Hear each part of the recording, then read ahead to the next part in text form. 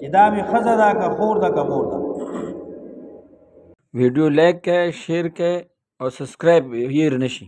خبرې ګډې وډې شي، لاسونه یې بېځانه شي، اندامونه یې ګډ وډ شي. نن موږ تاسو ته د سورۃ النساء د 43 نوالی 45 نمبر آیات پورې د ترجمه د قرآن پاک درس لفظي ترجمه بیانو. او دغسې نشه حرامه ده. کل مسکر حرام، هر نشاور شی حرام دی. زمونږ په دې ننني درس کې زمونږ د ژوند او زمونږ د مانځه او زمونږ د ایمان داسې خبرې دي چې ان شاء الله تعالی ستاسو یعنی ایمان به سره تازه. یو تمباکو دی، لکه نسوار کې استعمالیږي، سګرټ کې، پان کې، ګټکا کې، ماوه کې، مطلق تمباکو. د دې کراهت کې څه اختلاف نشته، هر سړی وي دا مکروه دي. خو چې د دې کله میعاد یا وخت زیات شو یا دا شی زیات شو نو دا بیا کراهت تحریمی ته هم راځي. حرام نه دي، کاروبار هم جایز دی، خو غوره او بهتر نه دی. او بیا جمعات کې نسوار اغوستل یا سګرټ څکل اخره پورې ګوره. اوس د دې ځای نه شروع کیږي. په منځ کې هم داسې خبرې دي چې ستاسو زندگی به سره بدل شي. چې عوام بزان کې څنګه اوسېږي، خپل ژوند زندگی دا به څنګه تیری. د دې احکام نه چې کله فارغ شو نو اوس امور مصلحه ذکر کوي. هغه اعمال چې هغې سره سړی د الله توحید ته نږدې کېږي، د انسان دین کې مضبوطیا راځي، نو اول عمل په هغې کې مونځ دی. یا ایها الذین آمنوا، اے ایمان والو، لا تقربوا الصلاة، من نږدې کېږئ مانځه ته، وانتم سکارا، په دې حال کې چې تاسو نشه کیئ. لا تقربوا الصلاة، من نږدې کېږئ مانځه ته، وانتم سکارا، په دې حال کې چې تاسو بېهوش یئ، مدهوش یئ. وانتم سکارا، په دې حال کې چې تاسو نشه یئ. حتی تعلموا، تر دې چې پوه شئ، ما په هغې تقولون چې څه وایئ. لا تقربوا الصلاة وانتم سکارا، چې کله ته نشه کې مدهوش او بېهوش یې نو بیا به مانځه ته نه نږدې کېږي. نشه څه ته وایي؟ نشه د یو کیفیت نوم دی چې هغه کیفیت کله انسان باندې راشي او هغه کې پیدا شي چې په خولې باندې ګډې وډې خبرې کوي، لاسونو باندې شیشې نشي ټینګولی، خپې کار نه کوي، نیغ کلک نشي ودرېدی، او که مخې ته ورته یو زنانه ودرېږي نو هغې پهچان نشي کولی چې دا مې ښځه ده که خور ده که مور ده. او نشه د انسان دماغو ته وخیږي، ما یخامر العقل، او د انسان عقل منی پرده راشي، او عقل نه دا پرده چاپیره شي او دی مدهوش او بېهوش شي. دې ته وایي نشه. لکه شراب دی، آیس دی، افیون دی، پوډر دی، هر هغه نشه چې کله د سړي سر ته وخیږي او دی ځمکه او اسمان کې فرق نشي کولی، خبرې ګډې وډې شي، لاسونه یې بېځانه شي، اندامونه یې ګډ وډ شي، او د ده دا ټول بدني کیفیت بدل شي، دې ته وایي نشه. په دې حال کې مونځ منع دی او دغسې نشه حرامه ده. کل مسکر حرام، هر نشاور شی حرام دی. دغه کیفیت چې ما کم بیان کړ چې کم شي سره د سړي داسې حال کېږي نو دا شی حرام دی. یو تمباکو دی، لکه نسوار کې استعمالیږي، سګرټ کې، پان کې، ګټکا کې، ماوه کې، مطلق تمباکو. د دې کراهت کې څه اختلاف نشته، هر سړی وي دا مکروه دي. خو چې د دې کله میعاد یا وخت زیات شو یا دا شی زیات شو نو دا بیا کراهت تحریمی ته هم راځي، حرام نه دی، کاروبار هم جایز دی خو غوره او بهتر نه دی. او بیا جمعات کې نسوار اغوستل یا سیګریټ څکل چې کله سړی اعتکاف ته ناسي نو بیا به مکروه تحریمی دی. اسی خو مکروه دی یعنی ناخوښه شی، یوی معروف یعنی خوښ شی، یو د دې ضد دی مکروه چې د سړی خوښ نه د شریعت او د دین مزاج خوښ شی چې نه هغې ته وایي مکروه. نو نسوار دی که سیګریټ دی که تمباکو دی که پان دی که ګټکه ده که دا ټول شیان دي چې کم شي کې تمباکو استعمالیږي دا مکروه دی.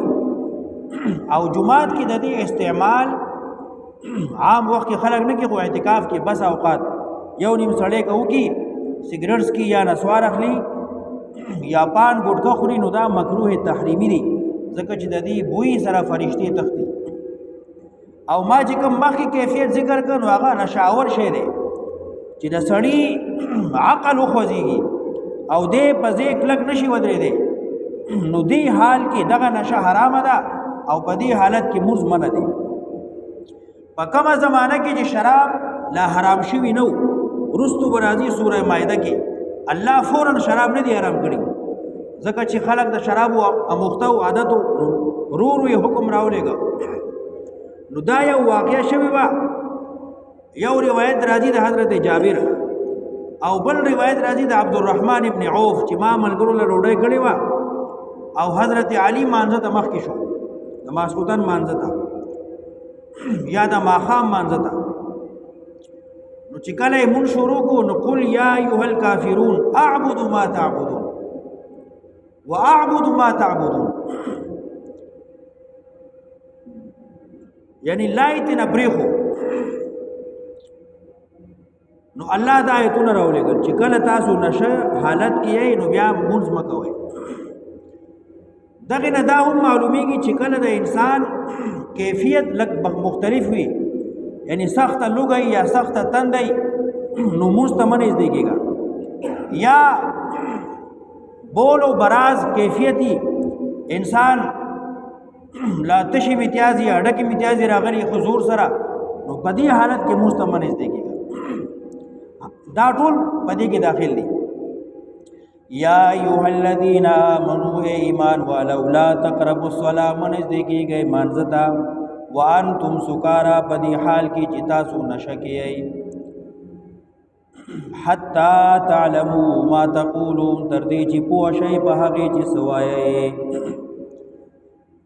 د دې د لاندې علما دا هم لیکي چې یو سړی په مانځه نه پوهېږي چې زه څه وایم لا تقربوا الصلاة مانځه ته مه نږدې کېږه په دې حال کې چې ته مدهوش یې حتی تعلموا ما تقولون تر دې چې پوه شي چې زه څه وایم. نو چې یو سړی نه پوهېږي چې زه څه وایم نو دی به څنګه مونځ کوي؟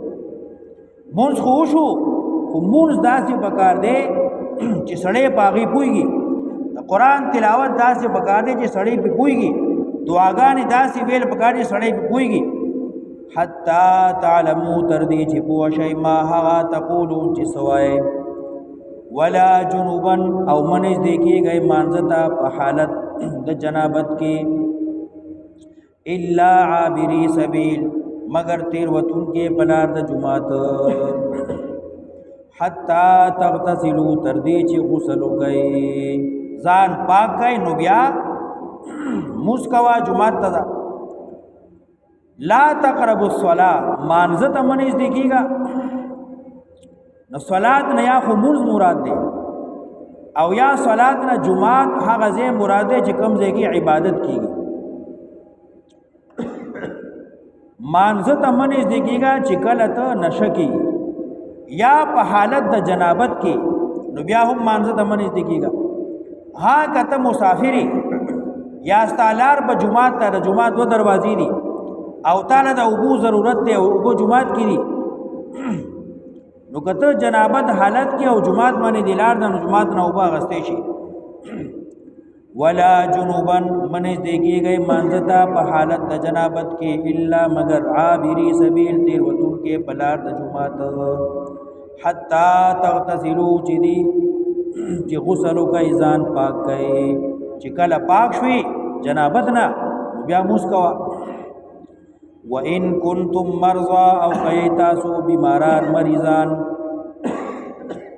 مرض دي داسې دی چې ډاکټران وی اوبه بنه استعمالوي لکه بعضې نیم سړی باندې فالج اټیک وکړي نو ډاکټران منع کوي چې اودس به نه کوي غسل به نه کوي تیمم مه کوي وان کنتم مرضى کای تاسو په حالت د مرض کې او علی سفر یا په سفر کې او په معنا د واو دی مریضی بیماری نو تیمم وکا یا مسافری اوبه لګي دي اودس کوي غسل کوي نو بیا به د سکلو اوبه نه نو د سکلو اوبه پرېږده اودس او غسل به ځای تیمم وکړه او جاء احد منکم من الغائط یا راشی یو تن د تاسو نه د بولونه د برازونه او لامستم النساء یا تاسو نزدېکت کوئ زنانو ته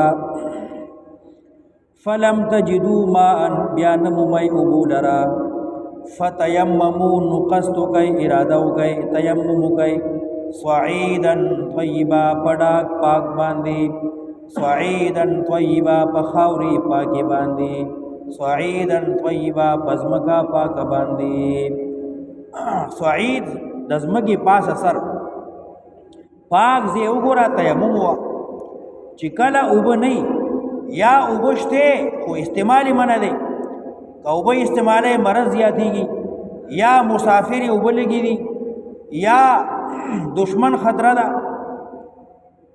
یا نور څه مسائل دي نو چې کله اوبه نه مومي یا مسئله نو بیا تیمم وه تیمم کې درې فرایض دي تیمم درې شرطونه دي درې فرایض دي یو نیت کول نیت فرض دی نیت اول شرط دی او دوه خبرې نورې سړي چې دوه ځله به ضرب ورکړي ځمکې نه اول ضرب ټک ورکړي نو ټول مخ باندې به لاس راکړي بیا چې دویم ضرب ورکړي نو سیده لاس او بیا بل لاس بس د سر مسې ضرورت نشته د خپو پاکولو ضرورت نشته نه به لاس راکولو ضرورت نشته بس مخ باندې به لاس راکړي دواړه لاسونو باندې او نیت به وکړي بس تیمم وشو دی یو تیمم سره دا د اودس قائم مقام دی دی سره ته فرض موز کولی شي سنت کولی شي نفل کولی شي قضا کولی شي تلاوت کولی شي هر څه ورسره کولی شي احنافو په نسبت باندې او شوافی وی چې نه صرف فرض موز به وکړي سنت هم کولی شي خو نفل او قضا مونځونه ورسره نه کېږي فتیمموا صعیدا طیبا نو تیمم وکئ په ډاګ پاک خاوره پاک ځمکه پاک باندې فامسحوا بوجوهکم نو مسح وکئ د مخونو خپل وایدیکم د لاسونو خپل ان الله کان عفوا غفورا الم تر الى الذین بیا د یهود و نصاراو بحث کوي د دې پلیتۍ ذکر کوي یو آیت ویم الم ترى آیا نوینی الى الذین هغه چاته اوتو چې ورکړی شوی دی ورله نصیبا من الکتاب صبرخه د کتاب څه علم ولا الله ورکړی د کتاب یشترون الضلالة اخلی ضلالت گمراهی خوخی گمراهی دبی گمراهی اخلی ویریدون غواړي ان تضلوا السبیل چې واړي تاسو له د سمې لارې نه یهودیان عیسایان چې په خپله په ګمراهۍ کې اخته دي مسلمانه نو تا هم ګمراه کوي ان تضلوا السبیل چې ګمراه کې تاسو بې لارې کې تاسو خطا کې تاسو د سمې لار والله اعلم الله ښه پوهېږي اعلم الله ښه پېژني باعدائکم ستاسو دشمنانو لره ته خپل دشمن نه پېژنې تو خو دوست غني چې زما ملګری دی خو الله وینستا دشمن دی وکفا بالله ولیا کافر الله ملګری دوست وکفا بالله نصيرا او کافر الله امداد کوونکې معاون اے مسلمانا کافر ته کافر وایا خپل دشمن یو غنا الله خپل ملګری کا الله بستا امداد لائک کرو شیئر کرو اللہ کے رضا کے لیے آپ کے لائک اور شیئر کرنے سے اور کومنٹ میں ماشاءاللہ یا زبردست یا کوئی بھی ایسی بات کولو سره تاسو دا ویډیو چې دی دا مخې ته وچلیږي. نو تر څو پورې چې خلک یې ګوري دا بیا مخې ته وځي، دا د یوټیوب منځ ته ورشي. صرف ویډیو له دی لایک ورکړو، که هغه د ګناه ویډیو که د ثواب ویډیو، او لایک ته ورکړو د دې سره دا ویډیو مخې ته پل واخلي، وچلیږي لکه د ټیر په شان، بیا مخې ته خلک یې ګوري. نه چې څومره خلک یې ګوري، که هغه د دین او د سبق ویډیو وي او د الله د رضامندۍ د ویډیو وي، نو تا ته پې اجر میلاویږي. او که چېرې د ګناه ویډیو دې لایک کړله، یا دې شیر کړله، یا دې کومنټ ورکړو، او یا دې وکتله، نو ستا په وجه باندې دغه ویډیو اوس روانه شوه، نور خلک به یې ګوري، تا ته به د هغې پوره د ګناه هغه پوره حصه میلاویږي. او چې څومره خلک یې مخې ته ګوري، ته پکې هغې کې شریک شوې. اوس خپل طبیعت ته وګورئ. دا د قرآن ترجمه، د دین او د تبلیغ بیانونه او د علماو بیانونه دي. د الله د رضا دپاره الله ته خپله محبت وښایه. الله پاک هم په دنیا او په آخرت کامیاب کا، الله هم خوشحاله کا. السلام علیکم.